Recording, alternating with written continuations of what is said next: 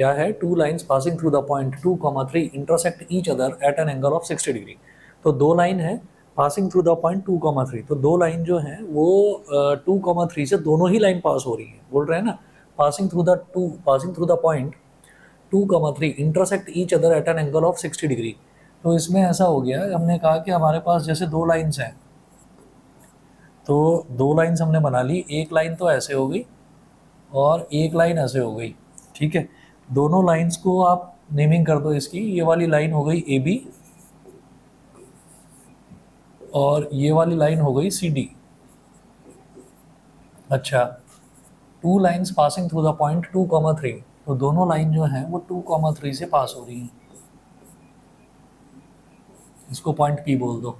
Intersect each other at an angle of 60 degree, तो दोनों की दोनों जब इंटरसेक्ट कर रही हैं तो किस एंगल पर इंटरसेक्ट कर रही हैं, 60 डिग्री पर इंटरसेक्ट कर रही हैं, ठीक। अच्छा, if slope of one line is 2 find the equation of the other line. तो अगर मान लीजिए हमने कहा कि जो ए बी है, ए बी का जो स्लोप है इसको मैंने m1 बोल दिया, ये अगर 2 है तो वो कह रहे हैं find the equation of the other line, ठीक।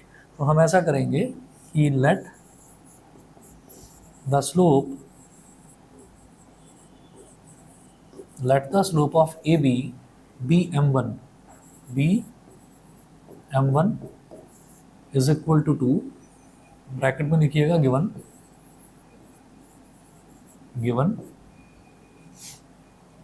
And let the slope of CD be m2 question mark. अब जो दोनों लाइंस हैं, दोनों लाइंस के बीच में एंगल जो है वो 60 डिग्री है, ठीक है। यहाँ लिखेंगे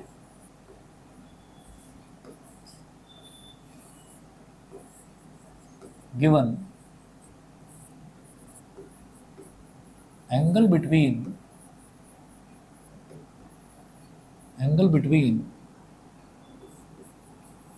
the lines AB and CD is theta is equal to 60 degree. तो जो दोनों लाइंस हैं ए बी और सी डी, इन दोनों के बीच में जो एंगल है वो हमारा थीटा है, ठीक है। अच्छा, अब ये रिलेशन होता है जब भी कभी कोई दो लाइंस इंटरसेक्ट करती हैं, उनके बीच का जो एंगल है वो कैसे निकाला जाता है, हम ये बोलते हैं tan theta is equal to mod m1 minus m2 बोलो या m2 माइनस m1 बोलो, वो आपकी मर्जी है, अपॉन 1 प्लस m1 m2, ठीक है। अब थीटा क्या है, 60 डिग्री, तो tan 60 degree is equal to mod m2 minus m1 क्या है 2 अपॉन 1 प्लस m1 m2 यानी कि 2 इंटू m2, ये हो गया। मॉड के अंदर जब भी कोई चीज़ जो है, मॉड के अंदर जब भी कोई अननोन वैल्यू लिखी रहती है तो मॉड का रिजल्ट हम प्लस माइनस में लिखते हैं। वैसे तो हमें मालूम ही है कि मॉड के अंदर अगर कोई अननोन वेरिएबल नहीं होगा तो हम सीधा सीधा ये समझ जाएंगे कि भाई मॉड के अंदर अननोन टर्म कोई भी नहीं है, तो या तो रिजल्ट उसका नेगेटिव आएगा या पॉजिटिव आएगा। तो ओवरऑल रिजल्ट मॉड का पॉजिटिव ही आता है, ये हम जानते हैं। लेकिन जब भी कभी अननोन वैल्यू होती है ना मॉड के अंदर, तो हम उसको प्लस माइनस करके लिखते हैं। मतलब कैसे, जैसे ये 60 डिग्री है ना, tan 60 डिग्री कितना हो गया, √3, और मॉड को हटाना है तो मॉड हटाकर ऐसे लिखेंगे plus minus m2 minus 2 upon 1 plus 2m2, m2 minus 2 upon 1 plus 2m2।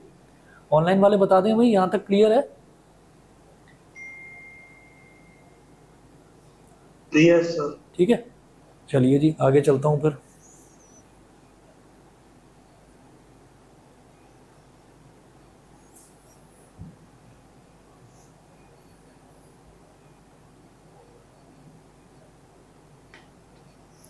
अब देखिएगा, अब इसको इधर ले आइए और या प्लस माइनस को इधर शिफ्ट कर दो, वो मर्जी है आपकी। तो हमने ये कहा ऐसे करते हैं, पहले m2 minus 2 upon 1 plus 2m2 is equal to √3, एक तो ये हो गया, और m2 minus 2 upon 1 plus 2m2 is equal to -√3। ठीक है, अब इसको शिफ्ट करिए भाई, एक बार रिजल्ट +√3 हो सकता है, एक बार -√3, मतलब प्लस माइनस को आपने इधर लिख लिया। ठीक है, अच्छा फिर यहाँ से m2 -2 is equal to √3 into 1 + 2m2 और m2 -2 is equal to -√3 into 1 + 2m2। ये हो गया। एक्सपेंड करेंगे,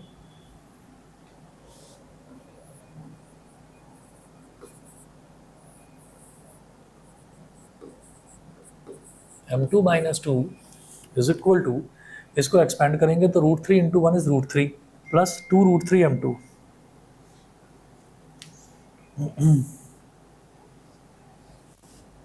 तो ये हो गया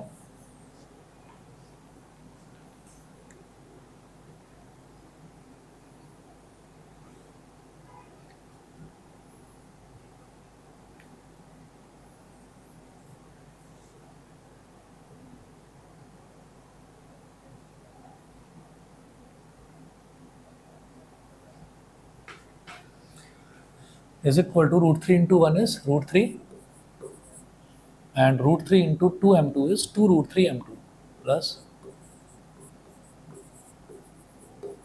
2√3m2। ठीक, अच्छा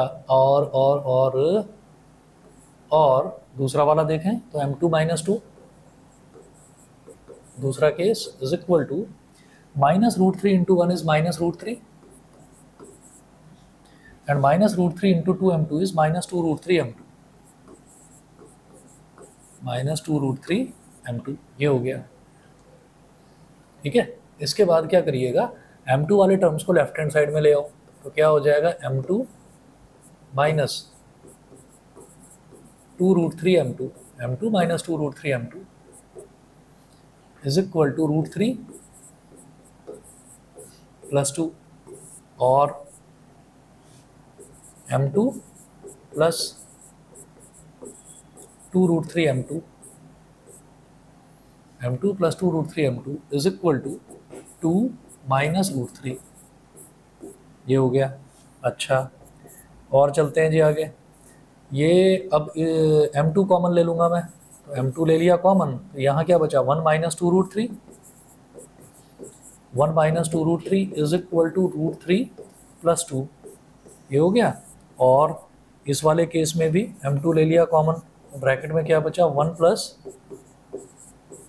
2√3 इज इक्वल टू 2 माइनस √3। ये हो गया। अब जैसे 1 माइनस 2√3 यहाँ लिखा हुआ है, इसको डिनोमिनेटर में ले जाओ, ये हो जाएगा m2 is equal to √3 plus 2 upon 1 minus 2√3, या तो ये, और m2 is equal to 2 minus √3 upon 1 plus 2√3। ठीक है, अब अगर इसको रैशनलाइज करना चाहें या तो ऐसे ही छोड़ दो, ठीक है, रैशनलाइज करके भी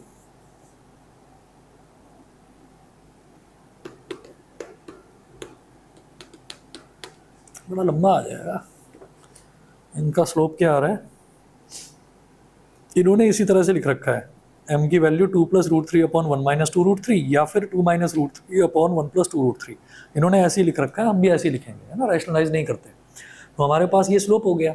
अब इन्होंने क्या बोला है, ये कह रहे हैं slope of one line is 2, find the equation of the other line. तो एक लाइन का स्लोप तो 2 दे रखा है, उसकी हेल्प से मैंने दूसरे लाइन का स्लोप निकाल लिया, ये हो गया दूसरी लाइन का स्लोप। अब वो जो दूसरी लाइन है वो भी तो इसी पॉइंट से 2,3 से गुजर रही है, तो हम ये कहेंगे therefore equation of line C D will be, अरे यहाँ तक नोट कर लिया था, यहाँ तक कर लिया था। ऑनलाइन वाले बताएं भाई, भास्कर, आरुष, पृथ्वी, यहाँ तक नोट कर लिया, लास्ट तक हो गया। ठीक है, चलिए जी आगे चलते हैं फिर।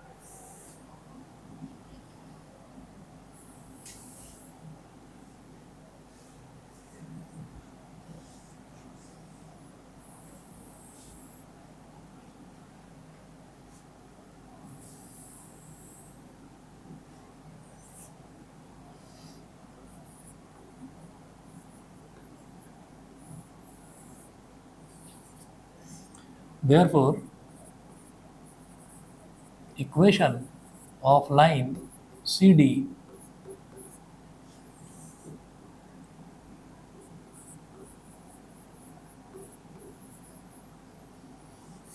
will be y minus y1 is equal to m2 into x minus x1।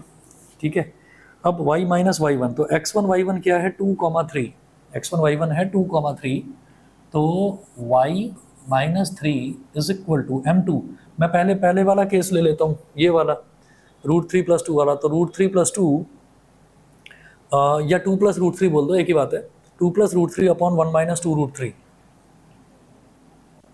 तो ऐसे लिखेंगे m2 को 2 + √3 upon 1 minus 2 √3 into x minus 2। ठीक है, तो 2,3 ये था, 2,3 था, तो x1 y1 है ना, तो ये 2,3 हो गया। बस अब इसको और सिंप्लीफाई करने की भी ज़रूरत नहीं है। इन्होंने क्या कर रखा है, इन्होंने ना यही आंसर इसी तरह से छोड़ रखा है ना, तो हम भी टाइम वेस्ट नहीं करते, ऐसे ही छोड़ दीजिए इसको। ठीक, अच्छा, करना हो सिंप्लीफाई तो आप जानते हैं, इसको आप इधर ले आएंगे, इसको इसके साथ एक्सपेंड करके लिख देंगे, आपको इसको ax + by + c की फॉर्म में लिखना होगा। ठीक है ना, तो ऐसे छोड़ दीजिए, कोई दिक्कत नहीं है।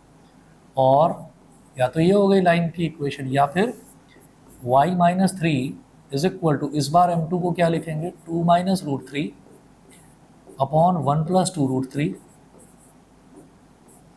Into x minus 2। ठीक, ये हो गई इक्वेशन, समझ गए होंगे।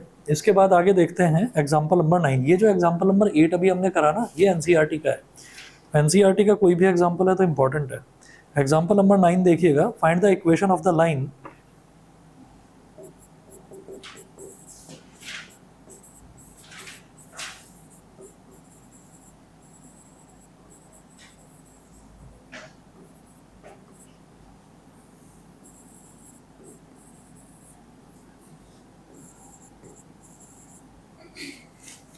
find the equation of the line passing through -3,5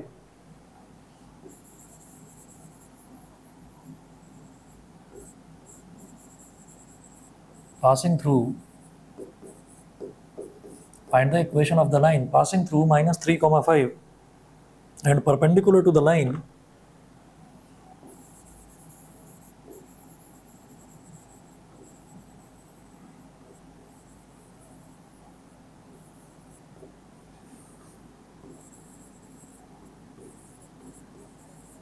find the equation of the line passing through -3,5 and perpendicular to the line through the points 2,5, perpendicular to the line through the perpendicular to the line through the points 2,5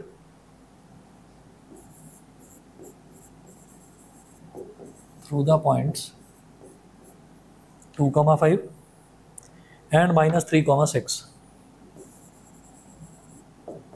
and -3,6। ये हो गया, find the equation of the line passing through -3,5 and perpendicular to the line through the points 2,5 and -3,6। तो मुझे उस line की equation बतानी है, उस लाइन की, find the equation of the line, उस लाइन की इक्वेशन बतानी है जो -3,5 से पास हो रही हो, और वो जो लाइन है जो -3,5 से पास हो रही है वो इन दोनों पॉइंट्स को जोड़ने वाली लाइन पर परपेंडिकुलर होनी चाहिए। समझ गए? ठीक है, मैं एक बार बनाकर दिखाता हूं।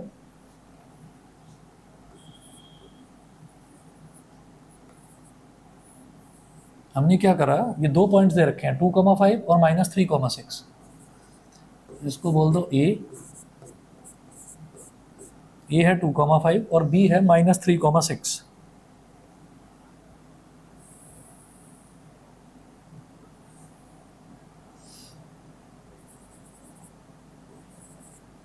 बी है -3,6।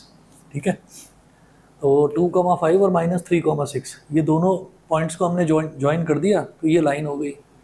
तो गिवन लाइन इज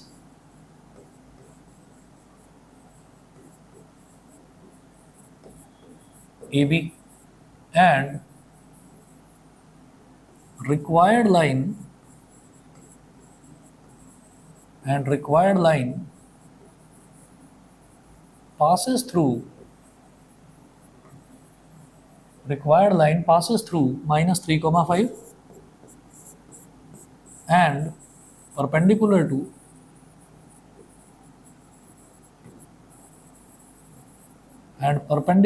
AB। जो रिक्वायर्ड लाइन है वो -3, 5 से तो पास कर रही है और AB के परपेंडिकुलर है। ठीक है, तो ऐसे बना लीजिए।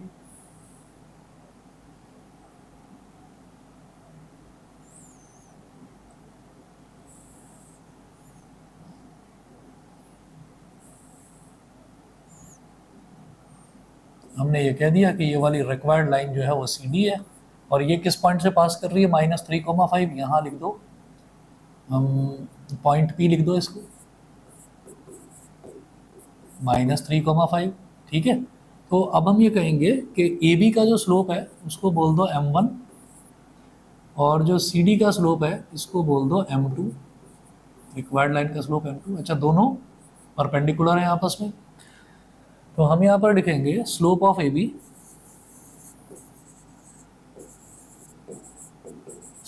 AB is equal to M1 बोल दिया इसको हमने, तो स्लोप ऑफ AB इसको हमने M1 बोल दिया, तो y2 माइनस y1, तो 6 माइनस 5 अपॉन -3 -2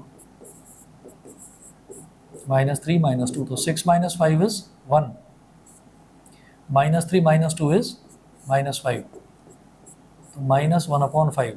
तो स्लोप ऑफ AB इज -1/5, ये हो गया। ठीक, अब हम ये कहेंगे since CD is perpendicular to AB, it implies that M1 multiplied by M2 is equal to -1।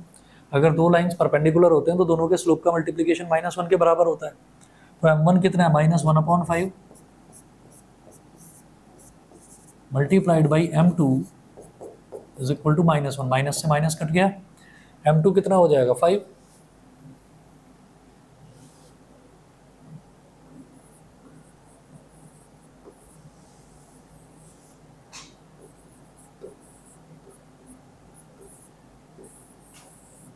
M2 हो जाएगा 5। ठीक है जी, M2 की वैल्यू 5 हो गई। अब ये जो लाइन CD है, क्योंकि ये -3, 5 से पास हो रही है, तो वो x1 y1 हो गया। ठीक है, सिंस CD passes through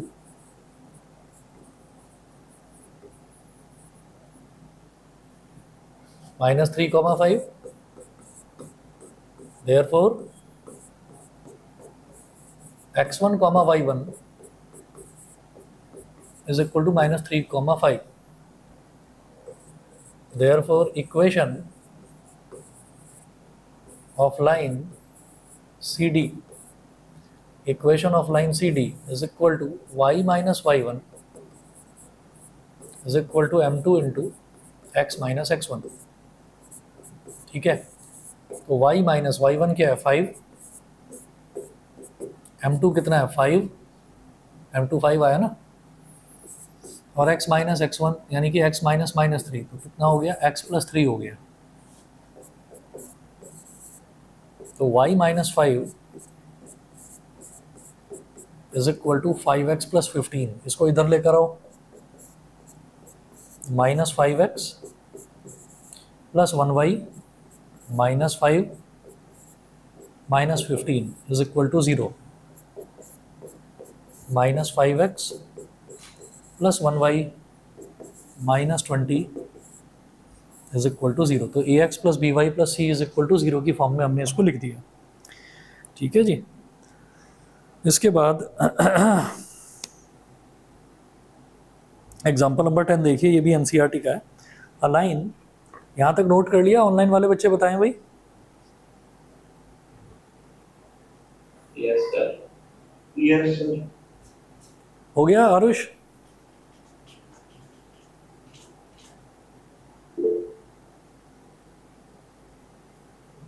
कर रहा है, और स्कूल में यही चालू है, स्ट्रेट लाइन ही चल रहा है हमारे यहाँ भी। आप लोग ये ध्यान रखना कि अभी सीक्वेंस ही चल रहा है। कोई बात नहीं। आप ये ध्यान रखना, मुझे ना ऐसा लगता है कि शायद ना जनवरी में ही आप लोगों के पेपर हो जाएंगे, क्योंकि इस बार टेंटेटिव डेट शीट भी आ चुकी है ना, 10th की भी और 12th की भी आ गई है। तो पहले से ही बोल रखा है कि इस बार फरवरी में होंगे, मतलब सेशन की शुरुआत में ही बोल दिया था कि फरवरी में एग्जाम्स होंगे 10th के और 12th के। तो 11th के जनरली जो है स्कूल्स कोशिश करते हैं कि वो जनवरी में निपटा दे पेपर। तो अब अक्टूबर है ना, 3 ही महीने हैं बस, और इस 3 महीने में ये सारा का सारा कंप्लीट करना है। ठीक है, बहुत ज़्यादा नहीं बचा हुआ है। फर्स्ट बुक जो है वो बड़ी है, मैथ्स में अगर देखा जाए फर्स्ट बुक बड़ी है, सिमिलरली फिजिक्स में भी बस फर्स्ट बुक ही जो है वही बड़ी है, बाकी ज़्यादा दिक्कत नहीं है, हो जाएगा। सेकंड आसान है। चलिए जी, अब अगला देखते हैं, example number 10।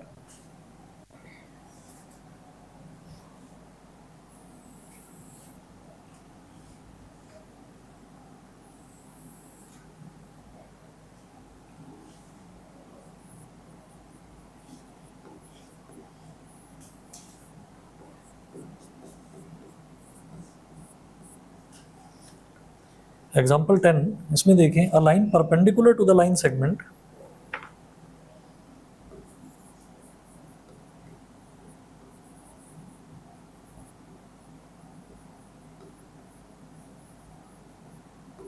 a line perpendicular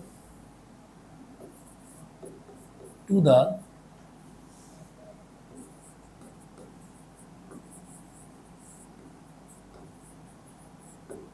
a line perpendicular to the line segment joining the points 1 0 and 2 3,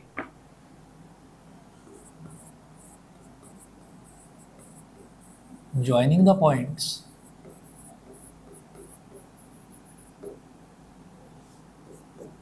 1 0, joining the points 1 0 and 2 3, divides it in the ratio 1:n,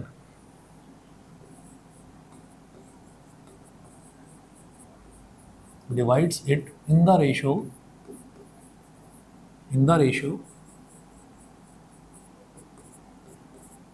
1:n, in the ratio 1:n, full stop. Find the equation of the line. Find the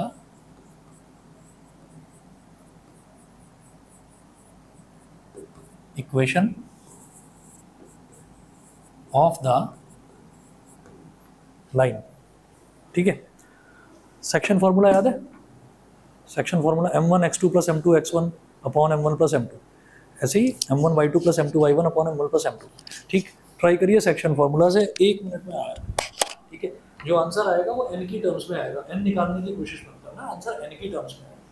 मैं 1 minute में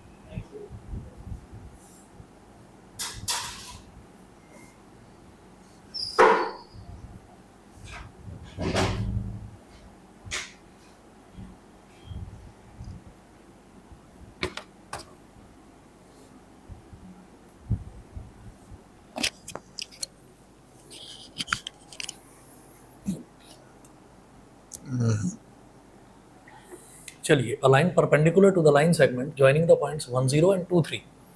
A line perpendicular to the line segment joining the points 1 0 and 2 3. तो हमारे पास दो points हैं, एक 1 0 है और एक 2 3 है।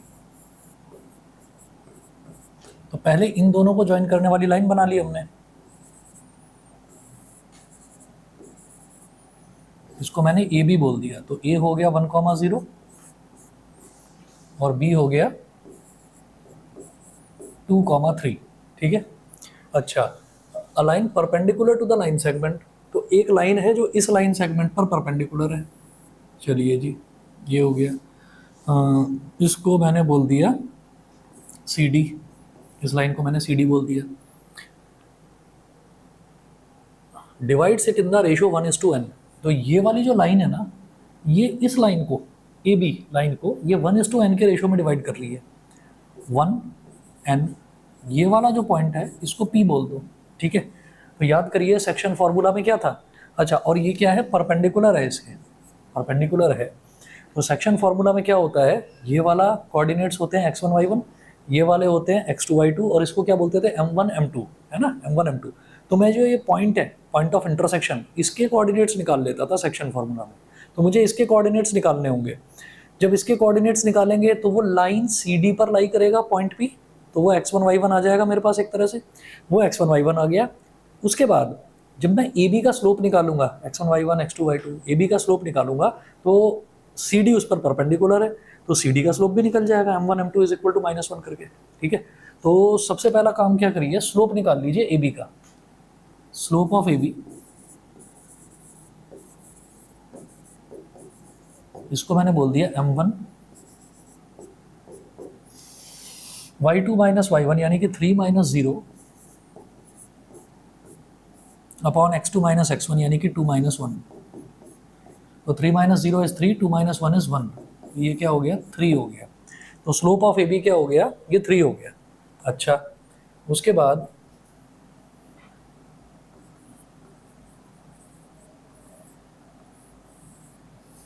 क्या करेंगे, जो ये सी डी है, तो हम लिखेंगे कि slope of C D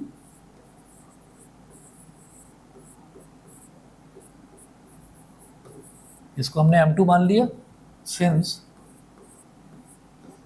C D is perpendicular to A B, it implies that m1 multiplied by m2 is equal to -1। m1 क्या है, 3 into m2 is equal to -1। m2 is equal to -1/3। m2 हो गया -1/3। तो मेरे पास C D का slope आ गया। अब मुझे कोऑर्डिनेट्स निकालने हैं पॉइंट पी के। Using section formula to find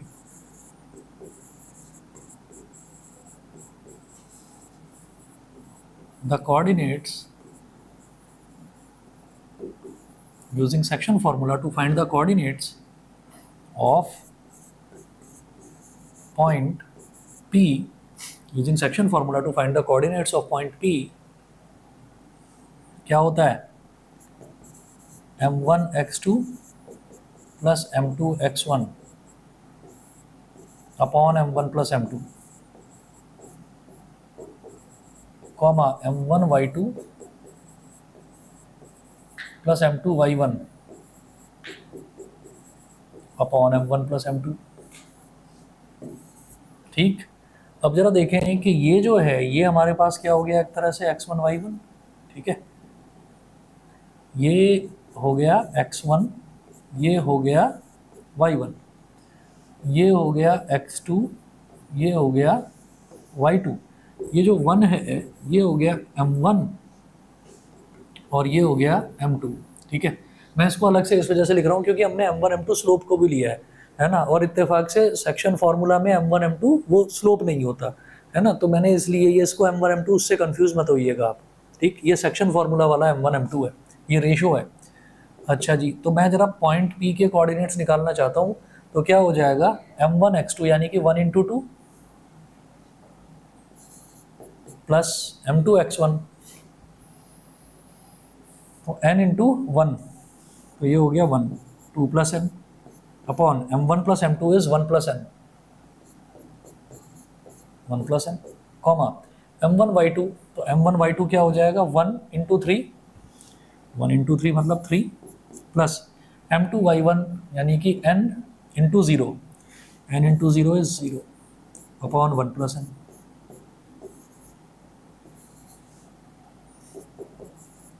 तो 2 plus n upon 1 plus n comma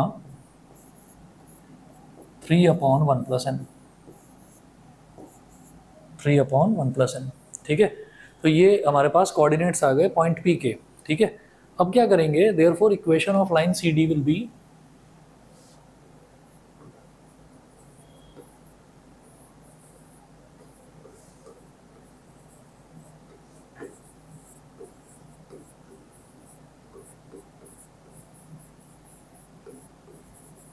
therefore equation of line C D will be, क्या हो जाएगा y minus y one is equal to m2 into x minus x one. तो y minus y one देखिएगा क्या है, अब ये जो पॉइंट पी के कोऑर्डिनेट्स आए हैं ये x1 y1 हो गए मेरे लिए। ठीक है ना, तो y1 क्या हो गया 3 upon 1 plus n, 3 upon 1 plus n is equal to m2 क्या है minus 1 upon 3, x minus x1, तो x माइनस x1 क्या है 2 plus n upon 1 plus n।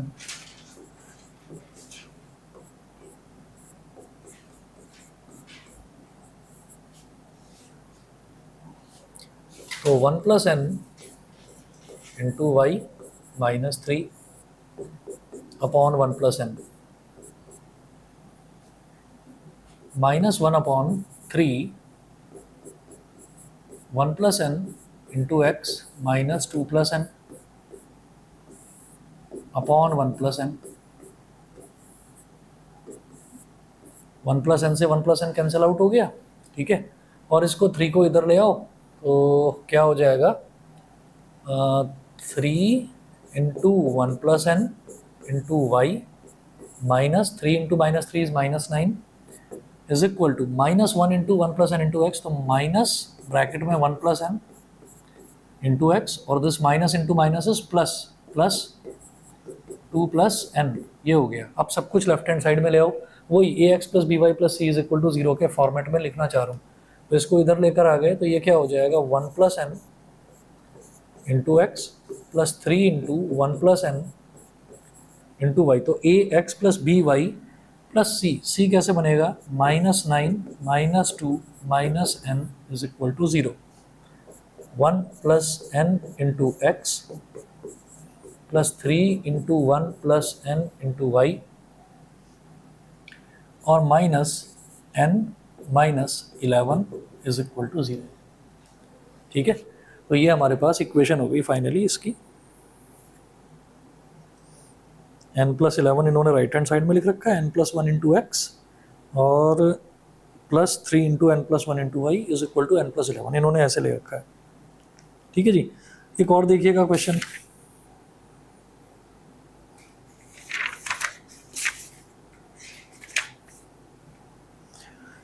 Example number 11 है, find the equation of a line.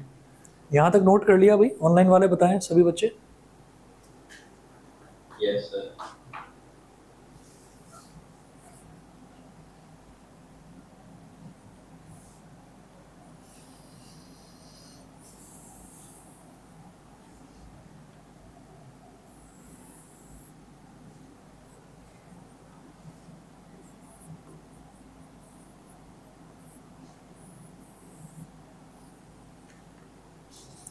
Example 11. Find the equation of a line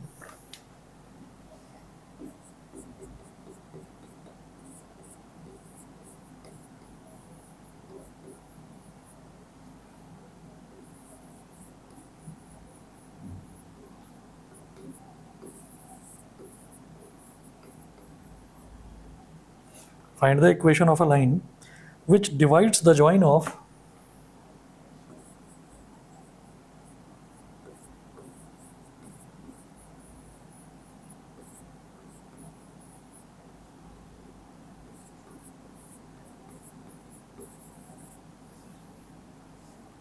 which divides the join of 1 0 and 3 0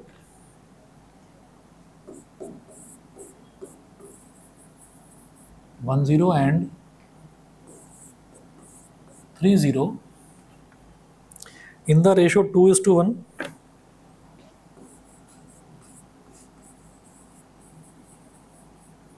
in the ratio 2:1 and perpendicular to it.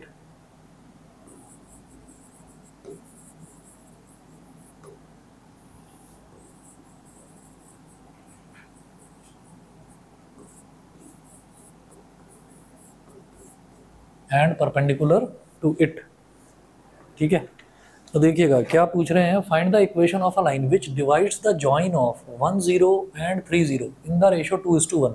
तो वो 1 0 और 3 0 के join को, दोनों को जब join करेंगे तो एक स्ट्रेट लाइन बनेगी, वो उसको 2:1 के रेशियो में डिवाइड करता है और परपेंडिकुलर टू इट। सेम है क्वेश्चन, बिल्कुल पहले जैसा। ठीक है, करिएगा।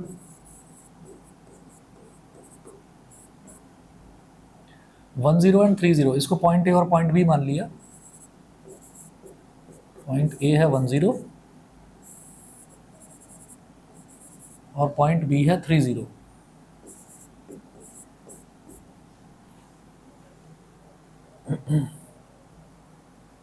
इन द रेशियो 2:1।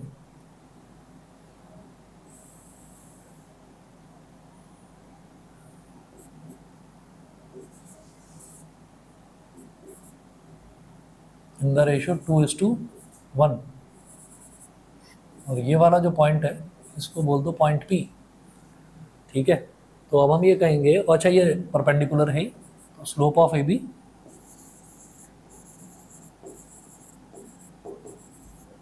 इसको हमने m1 बोल दिया,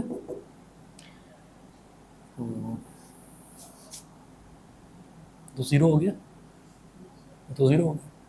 0 - 0 0 और 3 - 1 इज 2, ये तो 0 हो गया। ठीक है, स्लोप ऑफ सी डी इसको बोल दो m2। ये हम देखेंगे कि सिंस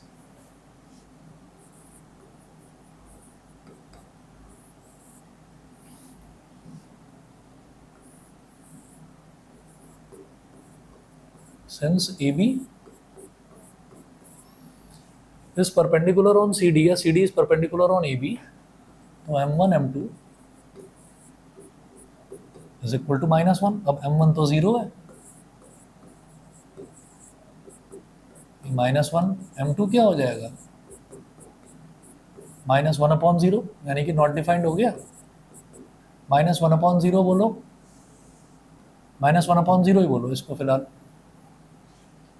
ठीक है, ये हो गया।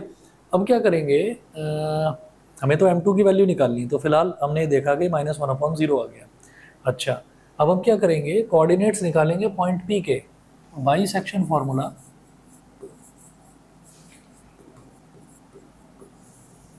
Bisection formula, coordinates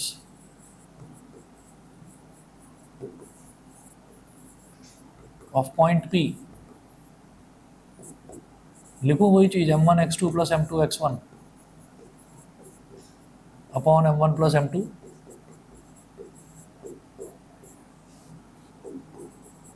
m1 y2 + m2 y1 upon m1 + m2। ठीक है, दोबारा बोल रहा हूँ, ये वाला m1 और ये वाला m2 ये स्लोप्स हैं, इनसे कंफ्यूज मत होइएगा। तो ये क्या हो जाएगा, जैसे हमारे पास ये है ना m1 x2, तो m1 क्या है 2 है और x2 क्या है 3 है, तो 2 इंटू 3 यानी कि 6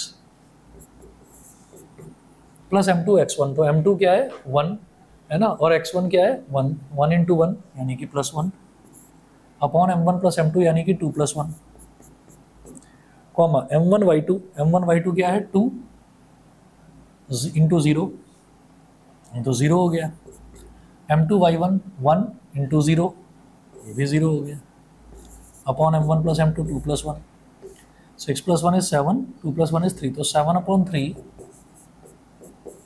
कॉमा 0। ठीक, तो ये मेरे पास p के कोऑर्डिनेट्स हो गए। Therefore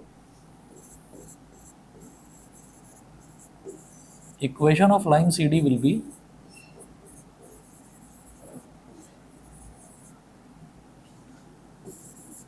y minus y1 is equal to m2 into x minus x1, y minus y1 तो y1 क्या है भाई 0 और x1 क्या है 7 अपॉन 3, तो y minus 0 is equal to m2 slope of line CD वो है -1 अपॉन 0, -1 अपॉन 0 और x माइनस x1 कितना है, x1 है जी 7 अपॉन 3। यहाँ तक बताइए, यहाँ तक समझ गए? ठीक है, हम -1 अपॉन 0, 0 इधर मल्टीप्लाई हो जाएगा, इसको पूरा 0 बना देगा। ठीक है, तो ये तो 0 हो गया।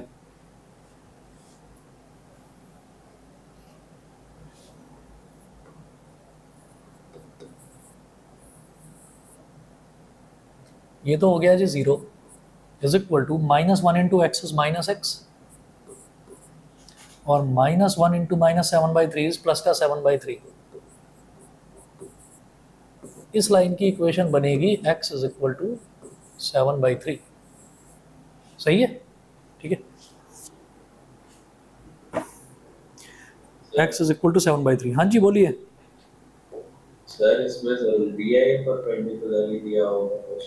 नहीं, ऐसा ज़रूरी नहीं है, हो सकता है कोई एंगल दे रखा हो। अगर कोई एंगल दे रखा होगा तो फिर मैं कैसे निकालूंगा, मान लीजिए AB और CD के बीच में एंगल दे रखा है, अभी यहाँ पर परपेंडिकुलर है, तो परपेंडिकुलर मतलब 90 डिग्री हो गया।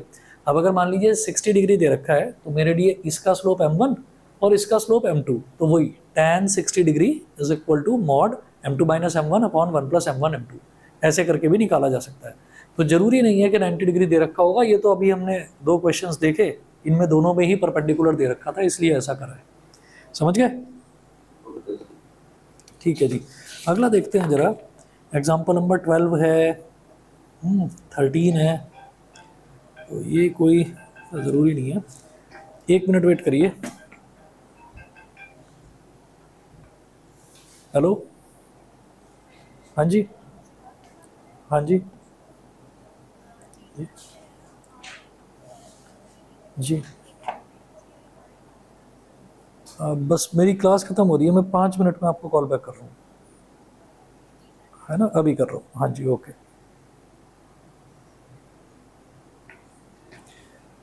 अच्छा, इसके बाद जो है मैं एक क्वेश्चन और बताता हूँ। एग्जाम्पल नंबर 15 लिख रहा हूँ, ये बीच के 12, 13, 14 ये मैं छोड़ रहा हूँ, इसकी ज़रूरत नहीं है। NCERT बेस्ड है। एग्जाम्पल नंबर 15 देखें, find the equation of the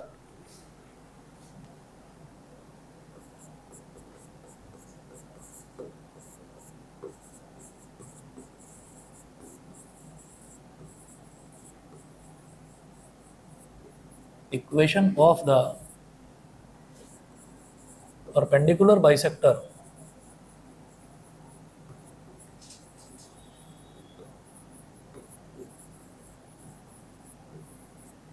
find the equation of the perpendicular bisector of the line segment joining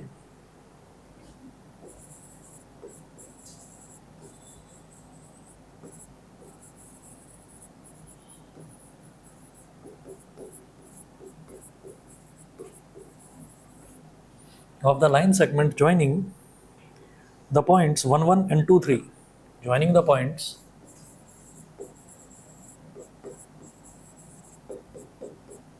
1 1 and 2 3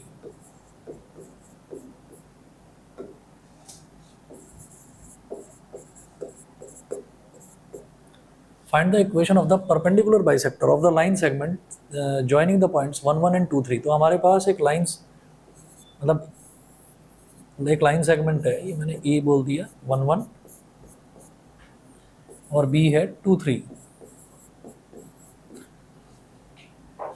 of the perpendicular bisector. Perpendicular bisector यानी कि यहाँ से आपने एक लाइन ले ली, ये सी है और ये डी है, और ये क्या है, ये इसका ना परपेंडिकुलर बाइसेक्टर है, यानी कि अगेन परपेंडिकुलर है ना। और बाइसेक्टर का मतलब ये और ये दोनों इक्वल होंगे। इस पॉइंट को अगर मैं पी बोल दूँ तो ये दोनों इक्वल होंगे। तो पी क्या हो गया, इसका मिड पॉइंट हो गया ए पी का, ठीक है। अब आप पी के कोऑर्डिनेट्स तो निकाल ही लोगे, x1 plus x2/2 comma y1 plus y2/2। इसका स्लोप निकाल लेंगे, इसका स्लोप भी निकाल लेंगे, कर लेंगे इसको, ठीक है। तो आप ये देखिए, ये हो गया सफिशिएंट है जी, हमने जितने एग्जांपल्स इसके करे हैं। इसमें आरडी में एक्सरसाइज 23.4 है, मैं आपको भेज रहा हूँ, 15 क्वेश्चन है, ठीक है। और 15 के 15 ट्राई करने हैं। फिर जो 2 पॉइंट फॉर्म है और इंटरसेप्ट फॉर्म है, 2 फॉर्म्स और बचती हैं हमारी, वो नेक्स्ट क्लास में करवाऊंगा, ठीक है ना। आज इतना कर लीजिए।